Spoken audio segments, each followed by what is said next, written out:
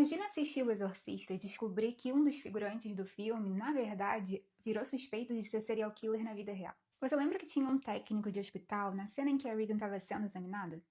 Pois é, esse é o Paul Bateson. Ele era um técnico de radiologia na vida real e à noite também era conhecido por frequentar a cena Leathergate de Nova York. Em 1977, o jornalista Edison Verrill é encontrado morto no apartamento.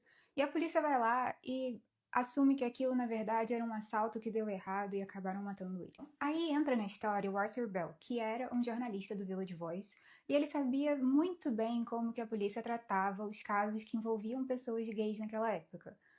Ou seja, varriam para debaixo do tapete. Ele escreveu um artigo falando que aquilo não tinha nada de roubo. Ele falou com todas as letras que nesse caso não foi um roubo, porque claramente o cara tinha deixado o assassino entrar por vontade própria na casa, ou seja, ele conhecia quem ia se tornar o assassino. E adivinha? Ele estava certíssimo sobre isso.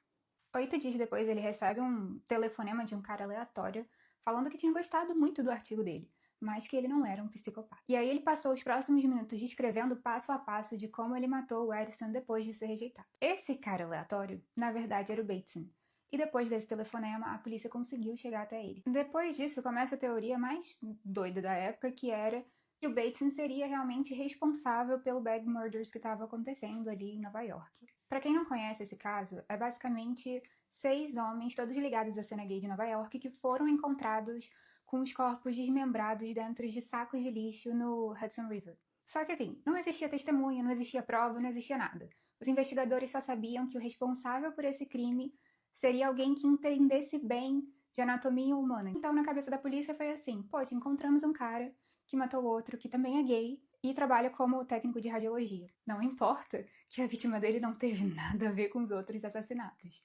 Por que não tentar colocar ele como culpado dos outros, não é mesmo? O diretor do Exorcista acabou visitando ele na prisão, e aí, algum tempo depois, baseado na conversa que eles tiveram nesses encontros, ele acabou criando o filme Cruising. Aquele filme em que o Al Pacino ele vira um policial infiltrado na cena leather de Nova York tentando encontrar um assassino. E, obviamente, o Bateson também aparece em Mindhunter, que é uma das minhas séries favoritas, que infelizmente não vai ter terceira temporada, mas numa cena na segunda temporada ele fala: eles estão tentando ao máximo colocar a culpa desses outros assassinatos em cima de mim. E essa conversa ela foi real. De fato, a polícia estava tentando entrar em acordo com ele para ele tomar a autoria desses assassinatos. No fim das contas, o Paul Bateson ele só foi condenado mesmo pelo crime contra o Edison, e em 2003 ele saiu da cadeia e sumiu do mapa. E até hoje não se sabe quem de fato foi responsável pelos bag murders. Me conta aí se você já conhecia esse caso e me segue para mais conteúdo de True Crime e cultura pop.